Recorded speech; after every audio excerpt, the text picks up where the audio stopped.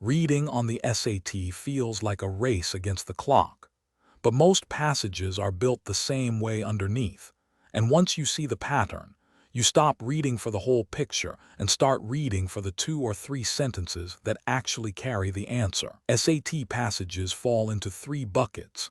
Natural science covers things like biology, astronomy, and geology.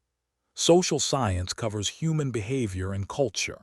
And the third bucket is literature and history, often excerpts from 17th to 20th century writing, where the challenge is old-fashioned grammar and vocabulary rather than technical content. Here's the constraint that shapes everything else.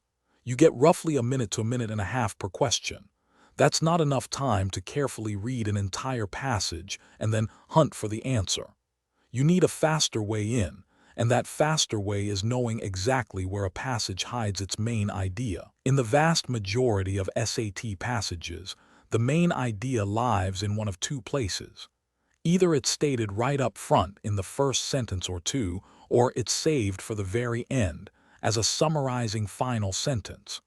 Learn to check both spots first before you read anything else. Rule 1 shows up constantly in social science passages, but there's a catch.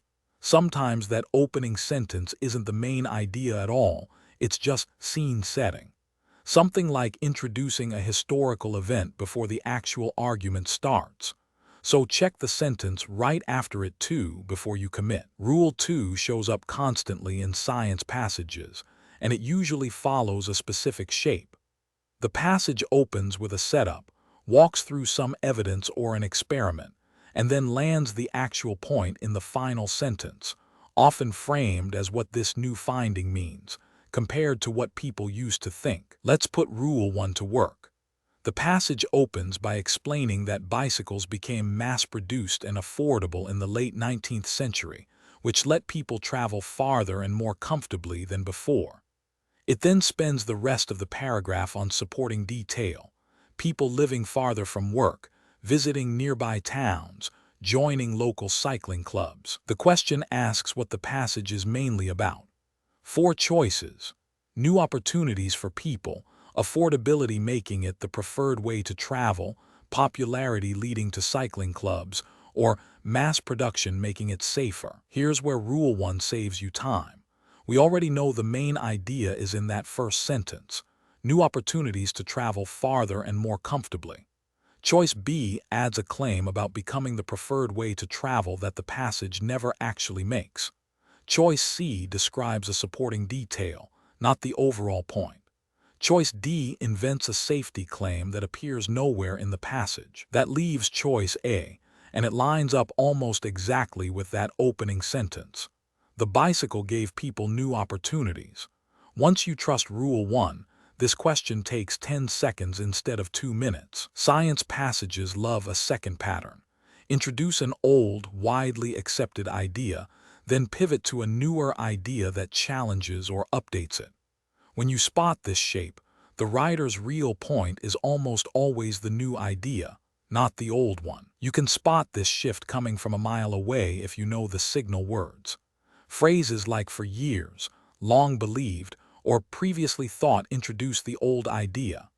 Words like "but," "however," or "recent research shows" introduce the new idea that's about to replace it. Here's an example. For years, researchers believed a certain ancient species lived only on one continent, based on the only fossils anyone had found. Then a research team discovered fossils of the same species somewhere else entirely, on a different continent altogether. The question asks why that discovery matters. It matters because it directly contradicts the old claim that this species only ever lived in one place. That contradiction, not the age of the fossil or its size, is what the entire passage is actually about. One more example, this time in a different genre.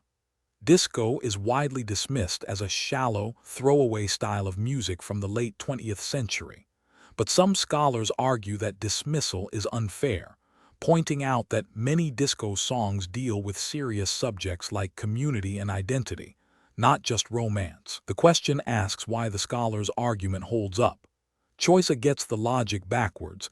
It says scholars think disco is shallow, when they argue the opposite. Choice B claims disco evolved over time from shallow to serious, but the passage never makes that claim. Choice C says disco has been unfairly dismissed despite including serious subject matter, which matches the passage exactly. C is correct, and notice why. It's built directly from the sentence right after the word, but the sentence carrying the new idea. Once you're listening for that pivot word, these questions stop being a puzzle. Let's bring it together. Check the first two sentences and the last sentence first. That's where most main ideas lie.